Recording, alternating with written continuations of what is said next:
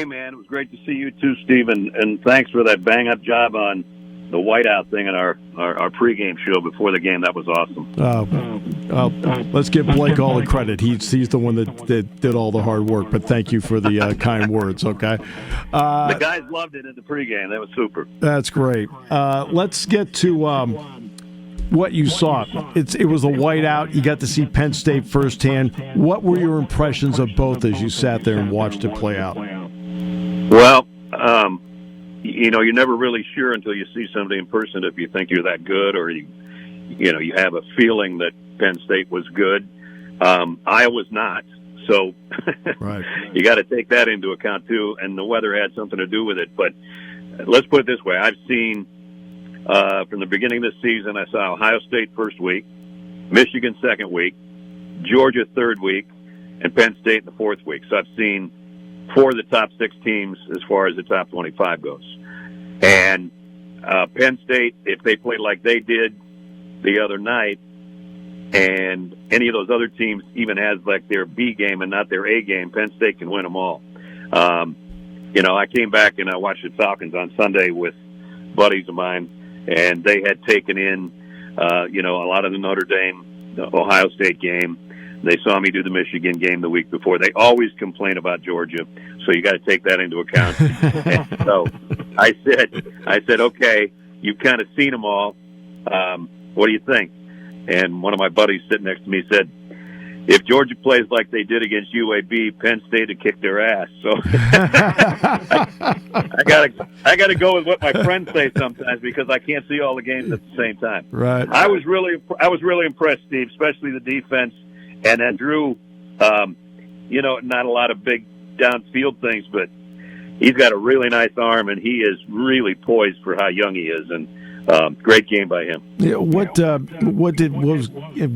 Gary knows the quarterback position as well as anybody on the planet. What were some of the impressions you got from him about what he thought about Drew Aller and how he plays the game? Well, we got a chance to spend probably half an hour with him on Friday. And so he's impressive, just as you know, better than anybody, as you know, just an impressive physical specimen. His personality and everything is perfect. Doesn't really get rattled. I talked to him about it. You ever nervous? Never. All I want to do is play. I just love football. I don't get nervous. I just want to go out with the guys and play, So That's a good start. When you're 6'4", 240 pounds, and you got an arm like he has, that's a good sign. Gary loved the fact that he got himself in position pretty much every time in lousy conditions to make a good throw, get his feet square and his shoulders square, and where he was aiming, it was going. And then I think overall, just a few of the throws he made, and sometimes Gary and I don't talk about it until either after the game, and we didn't ride together after the game. So we just look at each other and our eyebrows go up, and that means there's some arm talent that you don't see every day. So, we had quite a few of those where we looked at each other and the eyebrows went up. In doing the SEC for years, you have seen quality across the board, especially defenses that can run. Georgia's defense can run. Alabama's defense has always been able to run. Even Texas A&M, LSU. You watched Penn State the other night. Did you see the kind of team speed or the ability to play fast that you see in the SEC? Yeah, for sure. I think the guys are built a little different, though. Elise and some of the guys on the inside are SEC-type size guys. Yeah. And maybe I get thrown off by the numbers that the defenders wear now. I mean, Chop Robinson can play any place, and he's going to be playing in the NFL, and there's no doubt about that. Right. And Abdul Carter coming around the corner and off the edge, just super. I mean, all those guys are going to be NFL players, and so if they can play in the NFL, they can obviously play in the SEC. Right. But I know what you're asking. I just think there's still some bulk that I think I saw at Michigan a little bit. I thought some of their interior defensive linemen were bigger, but your guys are probably faster, and that makes up for a lot of it, man. When you have the moves that Chop does and Carter does and Curtis Jacobs does, and you don't have to always be 370 60 pounds. I mean, Georgia's had a few of those guys, and they're all playing for the Eagles. So, or a lot of them are. Yeah. But, yeah, there's a little bit difference, I think, in how they're built, but not how they play. I mean, your guys get around quickly, and they're really, really impressive. I think you've got, Georgia Auburn this week, is that right? Yeah. How interested are you to see what Auburn looks like with Hugh Freeze in charge compared to what we were seeing before when you and I were both down there, for example, when Penn State played Auburn with Brian Harsin last year? Yeah, it might be back to the future. I'm not quite sure what he's going to do because Peyton Thorne had a terrible game at Texas A&M. And I don't know if they want to. They tried everything. They tried 3 quarterbacks last week, and none of them worked. And Robbie Ashford at least gave Georgia some fits last year with his running ability. Right. So I think we might see both those guys again. So I'm not sure we're going to see quite what Hugh wants eventually. They're definitely a work in progress, and they didn't make any progress last week. Let's put it that way. But they've had brighter moments in the first 3 weeks of the season against lesser competition. And they got to hang their hat on that and the fact that they're at home at Jordan-Hare, because it could get ugly early if they don't play better than they did against A&M. What's the impression you've had of Carson Beck? I mean, you had Georgia, I think, once this year. So what's been your impression of him? Because Stetson Bennett had been there for a long time. Carson, he's been there 3 years, so he knows the system. He knows they're running the same plays. I think. Kirby Smart's already getting grief about Mike Bobo, but that's from the fans. When you lose Todd Monken and you win 2 national championships and you have Stetson Bennett running around making plays, everybody starts questioning things right away. They're running the same plays, and they started to work, last week against UAB because they got Brock Bowers involved, and when he gets involved, good things happen. But Carson's a lot more... in the drop back, stay in the pocket mold, although he scored a couple touchdowns on the ground already this year. And he told me last week I'm more athletic than people give me credit for. And I believed him because he had a really nifty touchdown run against South Carolina. And then he had another short one last week. But pocket passer guy, not as big as Drew, maybe as tall as Drew Aller, but not nearly as heavy. And really good arm, good grasp of the system. I think he's just going to get better every week. I mean, he threw for 338 and 3 touchdowns with no interceptions last week, and he only played 3 quarters. So, pretty cool dude, and also a confident guy that he admitted that his first game he was nervous. He thought he was going to lose his cookies on the field before the game, but he calmed down in week 2 and 3, and last week probably played his best game. So. He's fine. He's just a little different guy. He doesn't give him quite as many RPO options as Stetson Bennett did. But other than that, they aren't too much different on offense. I mean, obviously you've been around Kirby Smart enough to see how he goes about his business. And part of that, of course, is an offshoot of being with Nick Saban. When you're around him and how he approaches a game week, what impresses you about him? Attention to detail, just like Nick, basically. Prepared for just about everything, and he'll tell you that, by the way. yeah, he'll make a point of it. you and I have talked about Kirby before. I always kid around by Kirby because I've been waiting now, 10 years. He was defensive coordinator at Alabama, an 8th year as head coach at Georgia, and I'm still trying to find a question where he doesn't question me back. So I don't know anything about football compared to Kirby, but no, he's just very detailed. He doesn't miss much. Obviously, he and his staff are great recruiters, and you don't win 2 championships in a row without having a whole bunch of 5-star guys that you create into 7-star guys by the time they go on to the NFL. They got a lot of talent, and they know how to coach it really well. And I'll give him credit. In 100 games, he's won 85 of them. That's the best winning percentage through 100 games in SEC history, and that's one better than the guy that mentored him. So when you think about the good coaches in the SEC, and he's won more through 100 games than anybody else, he's doing something right. Yeah.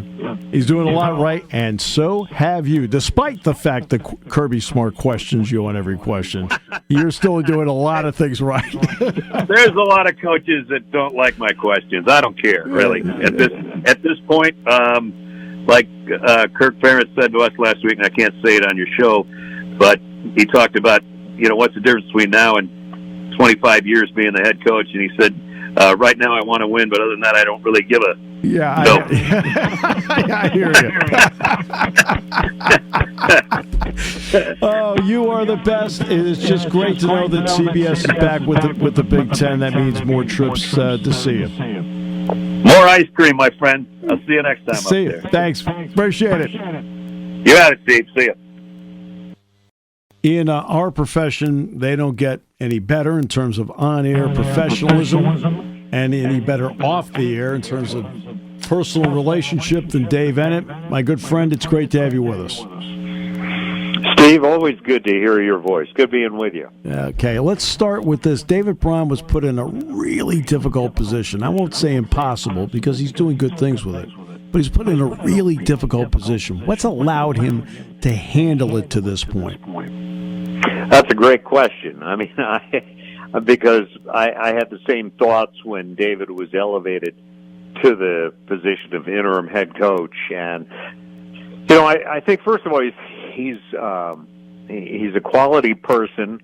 He is a good football coach, knows the game. And I think that no matter what your background is, no matter what level you've coached at, I mean, certainly there's a learning curve. He knew there would be, never having coached at the Power 5 level before, let alone coaching in the Big Ten, had never been a head coach before. And, but I think he's very organized. I think he's very detail-oriented. And I also think that he hasn't been afraid to ask for help, and he's got a lot of experience on his coaching staff. So I think it's probably a combination, and it hasn't been a straight line to get from where he started to get to the big win last Saturday. But certainly I think that he's approached it, I think, with the right mindset. No one's promised him anything except that he's the interim head coach for now and kind of see where it goes. Ben Bryant started at Cincinnati, went to Eastern Michigan, went back to Cincinnati, and now he is a sixth-year player playing for Northwestern. What does he bring to the position that you like? Well, first of all, some consistency and some continuity. As you know, Steve, that's an area over the last couple of years Northwestern's been lacking. And really, you go back to the 2015 through 2018 seasons when Clayton Thorson started 53 straight games for them. Right. And then they did get Peyton Ramsey for the 1 year in 2020 and won the Big Ten West. But otherwise, there's been something of a revolving door at the position, be it because of just inconsistency, because of poor performance, because of injury. It's really been a revolving door. I mean, Hunter Johnson has been the starting quarterback in the opener twice, and both seasons.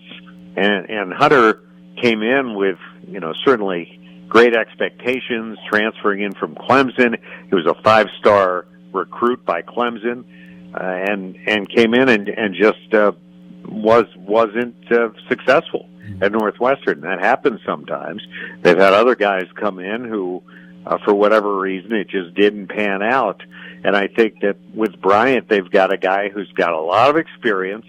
He's played in more than 40 games. He's started 20-some-odd games in his career. And I think having that experience and also having a group of receivers who've got some experience around him now, not that they haven't had good receivers in the past, and some guys like Malik Washington played a lot of football for them and some other guys.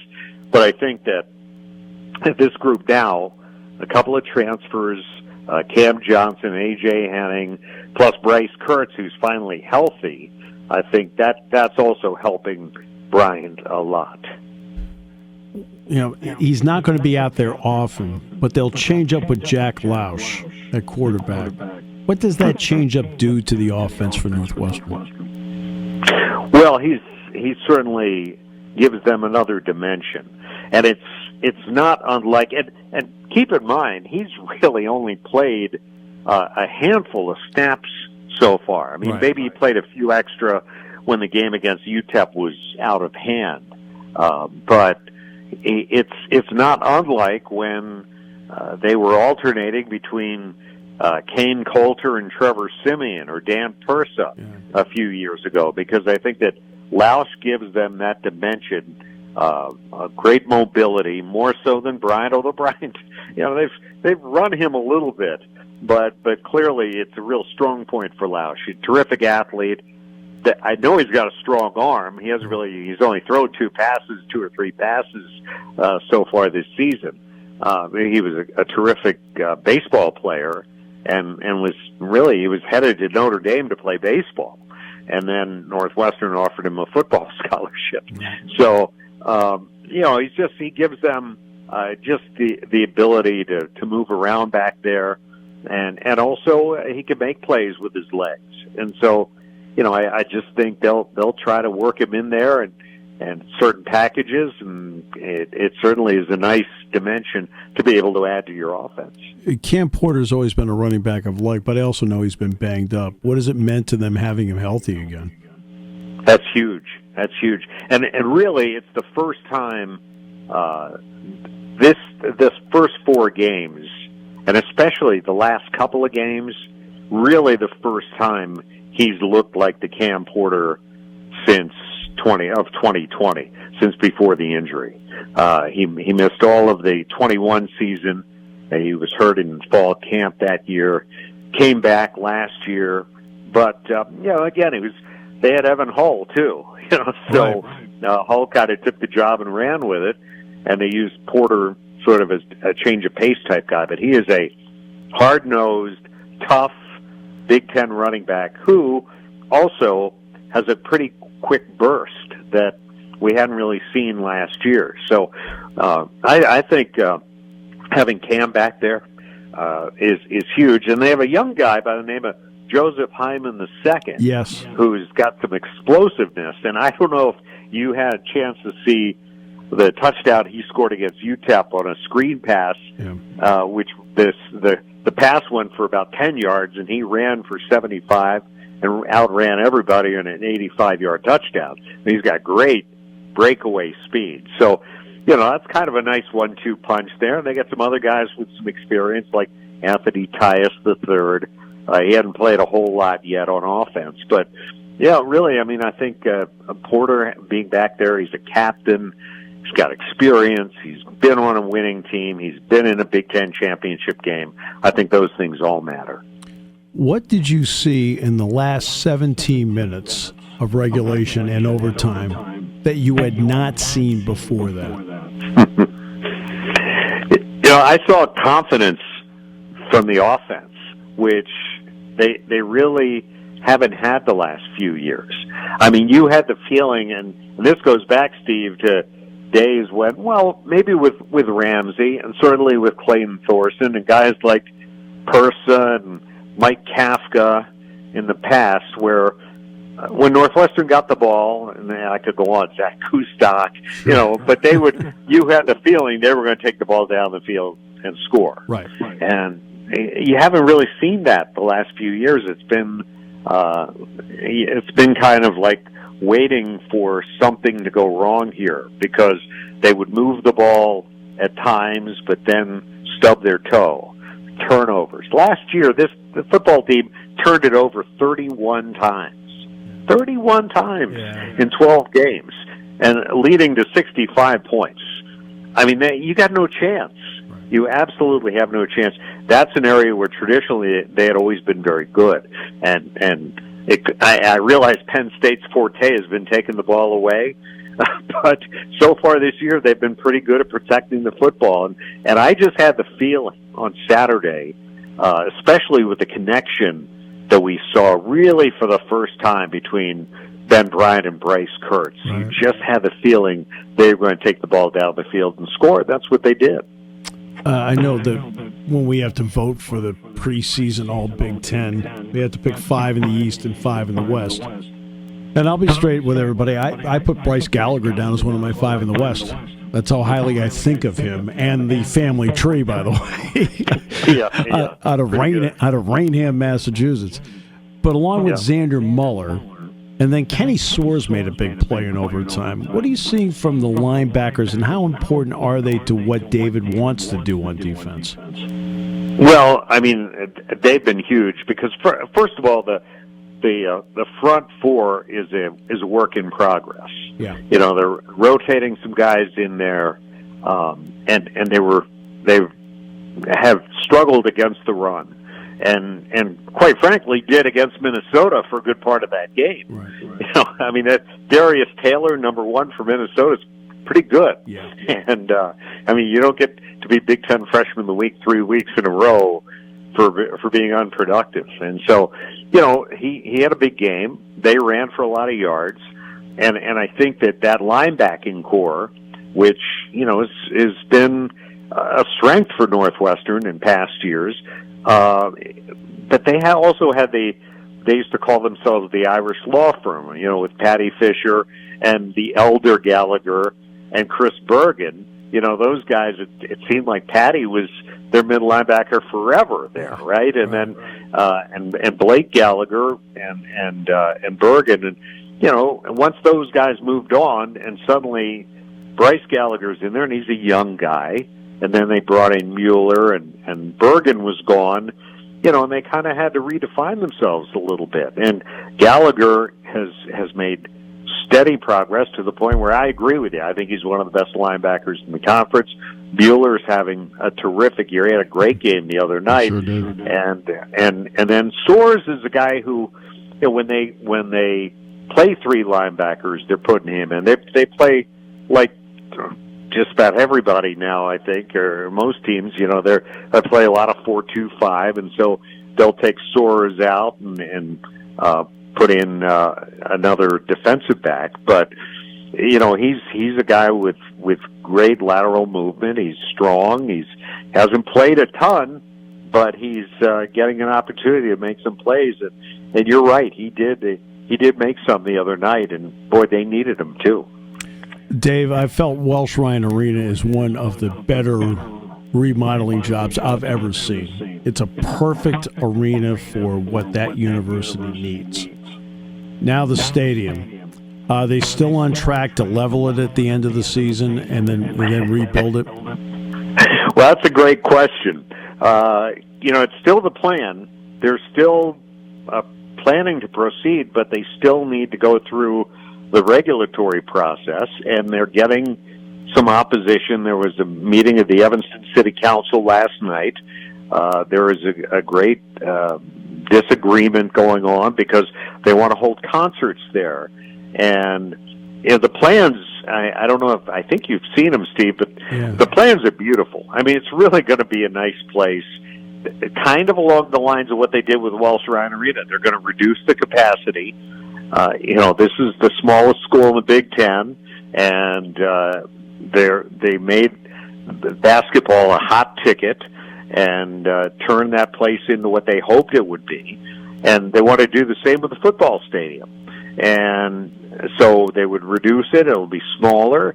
They're trying to make it as neighbor-friendly and community-friendly as they can. Some of the neighbors, though, are objecting. They don't want concerts there, which Northwestern was hoping to hold, and some other events. So they've negotiated down the number of concerts. That was a sticking point. I'm sure those discussions are continuing. Last I've heard that the plan, or the hope, is still that after our season ends and the last home game is against Purdue in November, they'll start tearing the place down, and Northwestern will play elsewhere for 2 years. But nothing is definite yet in terms of the timeline because they still need the approval of the city, and that's still there's still a bunch of hearings to be held, and so that's still to be determined. Wow. Well, I mean, I don't think the guys at Mustard's Last Stand are complaining. So, no, you know what? That's as you know, that's a landmark. Yes, it is. There's going to be a stadium there, one way or the other. I mean, they're not going to they're not going to leave Ryan Field standing the way it is and go play somewhere else forever. I mean, they're going to have to do something. It needs to be done. It's been needed for a long time, and the facility, they have beautiful facilities. They build a great athletic complex down on the lakefront, unbelievable, which has been tremendous. And the new Welsh Ryan Arena, the campus is beautiful. Now they need a new football stadium on the site where there is a football stadium. So they've got to figure it out and try to get that done. And I think they will. It just may take them a little longer than perhaps they had hoped. And the last question on that and overall, Dave, and that deals with, can't they just level it and still negotiate with the city as they build it? I mean, and then you could start figuring out what can and can't go in there. I've asked that question, and it's in my mind. Because eventually they're going to come to a resolution of this thing. They're not going to not build a new stadium. Right. It wouldn't be. The Evanston Chamber of Commerce came out with a statement yesterday endorsing the plan and say this is good. I mean, it's going to bring hundreds of millions of dollars to the Evanston economy and jobs, and all sorts of things. And why wouldn't you want to do that? And because of that, the city needs it. So eventually it's going to happen. So why not go ahead with the assumption you're going to be playing somewhere next year, even if you don't get the approval until April? You still can go ahead and be working on the assumption you're going to be elsewhere, and then proceed. And if you end up playing a little longer away from Evanston, then so be it. But you got to get it done. And it is going to be a factor, I think, Steve, in the next, whoever the coach is, whether David Braun ends up getting the job on a permanent basis or whether they go out and try to get a big-name coach to come in. Whoever they try to hire is going to want to know where he's going to be playing his football games. And recruits are going to want to know, are they going to get to play in a new stadium? So it's a pretty important decision, and it's pretty important that they stay after it and get going on it. And I know the university is trying to expedite it. And, we'll see what happens. I still think that the plan is that they're going to be by the winter, and it's a short construction season in Chicago, as you know. They're going to get to work on this thing. Really missed you at the golf outing in May, and you had great reasons as to why you weren't there. And I'm really looking forward to seeing you on Saturday, Dave. Yeah, me too. I think this will be fun, and it's been a long time since you guys have been there for football.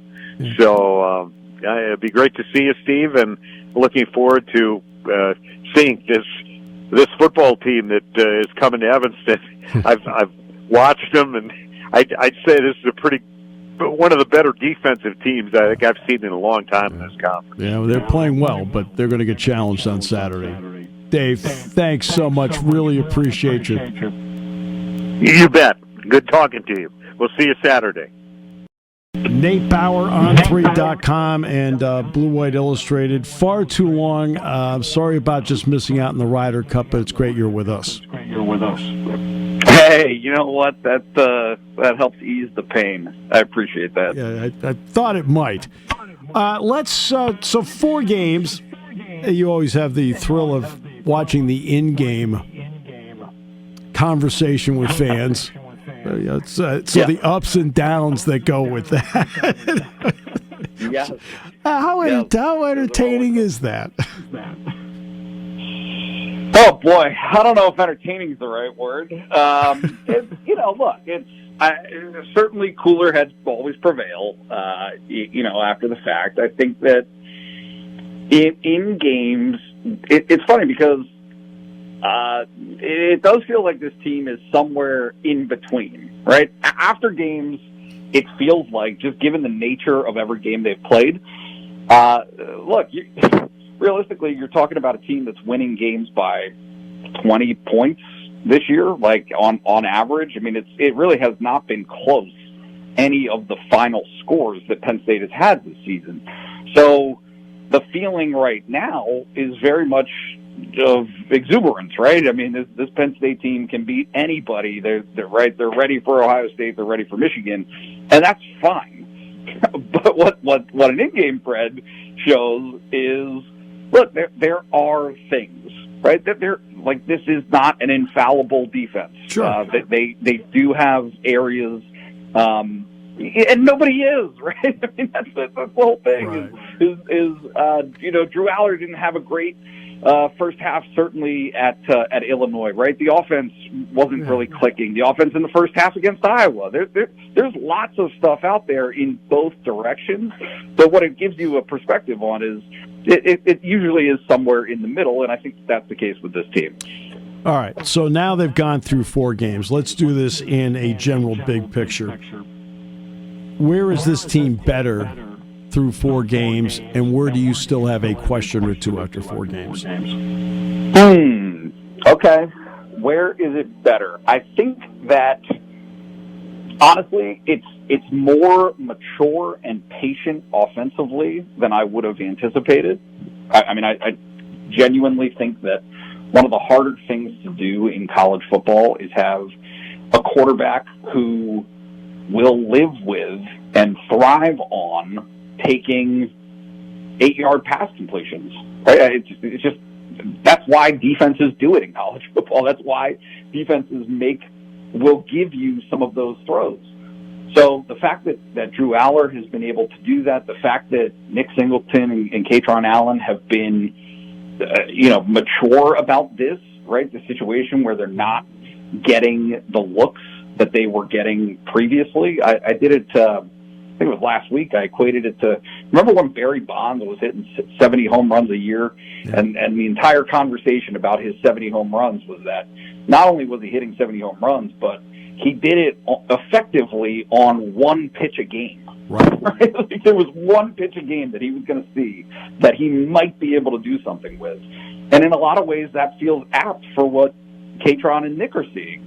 Right? They're seeing defenses that are not going to let them do what they do. And so there has been a learning curve there that I'm not sure that either of them has really mastered at this point, but they're sticking with it, and it's fine. Look, there are absolute positives on the offensive side of the ball, the defensive side of the ball. I just think that if they can have that combination of the defensive ends creating pressure and the cornerbacks shutting down receivers, like it's a deadly combination, because you're going to get one or the other, right? James Franklin said it the other week. You're either going to get sacks or you're going to get turnovers. Sometimes you're going to get both, but so far they've been really, really effective at pressuring the quarterback, maybe not always coming up with sacks, but those pressures turning into turnover opportunities. We saw Drew Aller last year going in 10 of the 13 games. And, the situation allowed him to get in. Now you're seeing him full-time at the spot. Watching him full-time, what are you seeing? I see a sophomore quarterback who has unlimited potential, honestly. Like, I do think it's important to keep it in perspective, because I think that there is a tendency with him specifically to lose perspective. Not that he loses perspective, that fans' perception of him loses perspective. And so I do think it's important to say, okay, he's it's not that he makes mistakes, it's that he's not going to be Superman all the time. Is there potential for him to become that? Absolutely. But it seems very clear to me, and I'd actually be interested in hearing your thoughts on this. Penn State and Mike Yurcich have said, hey, man, we're going to make this real easy for you. You just do not give the ball away, right? Don't take the throw that is sexy and you might want to make because it's so it's so appealing, right? Just take what's in front of you, because you are going to have that. You're going to get that based on the respect that all of these defenses have for Singleton and Allen. So, you've given him the car keys, and he is a very, very fast sports car, but he's driving it instead of like a 16-year-old. He's driving it like a 40-year-old, right? The guy who's been there, a guy who's done this.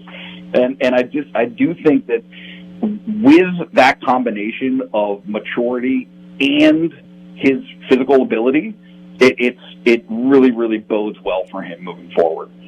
Yeah, this is what I'm seeing, and that is it's overall defenses make certain bets as to what they will concede and what they won't.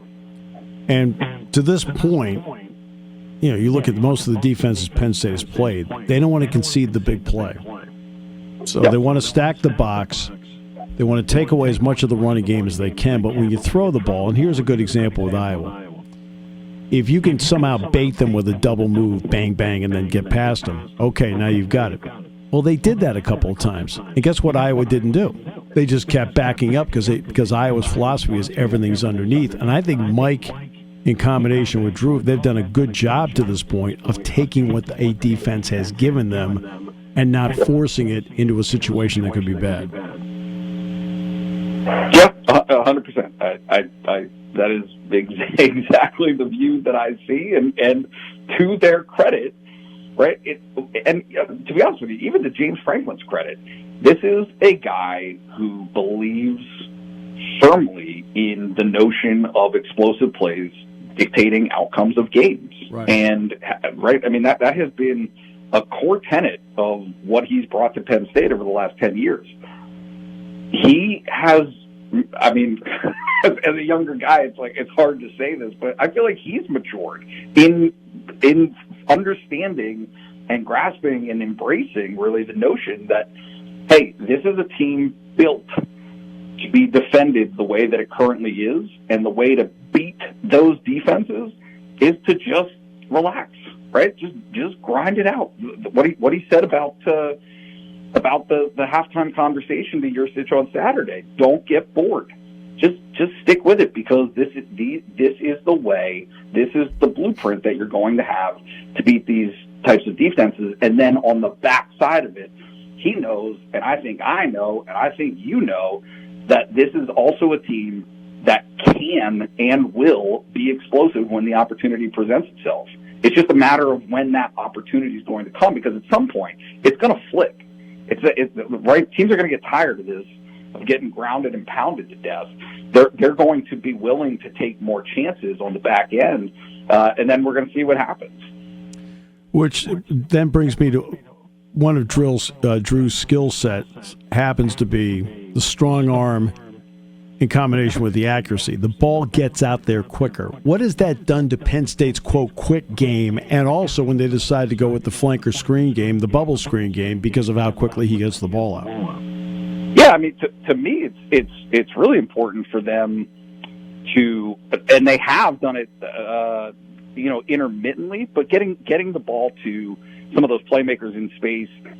Franklin talked about it yesterday, about not necessarily, right, stopping the perception that chunk plays in the passing game can only occur by throwing the ball 50 yards downfield. That perception has to stop. It needs to change and evolve to where people understand, like, it's on Keandre, right? It's on Trey. It is on Liam, right? That, like, you have receivers. Nick Singleton.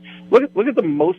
I mean, I don't know if you agree with this, but the most effective Nick's been this year is catching the ball out of the backfield. That's right. Right.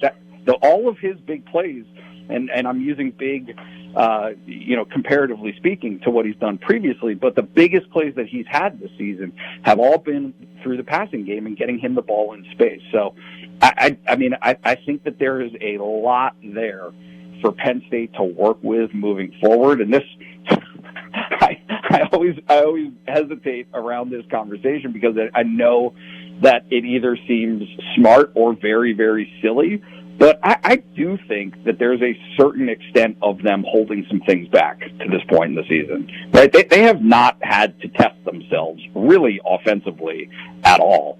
And so I right, in terms of some of the creativity, some of the different things that I believe they have the capability of doing, I don't think we've really seen all that much of it, or to the extent that they're capable. Which then brings us to the defense, which was on the field a total of 14 and a half minutes on Saturday night. I mean, that's almost stunning. But what are you seeing?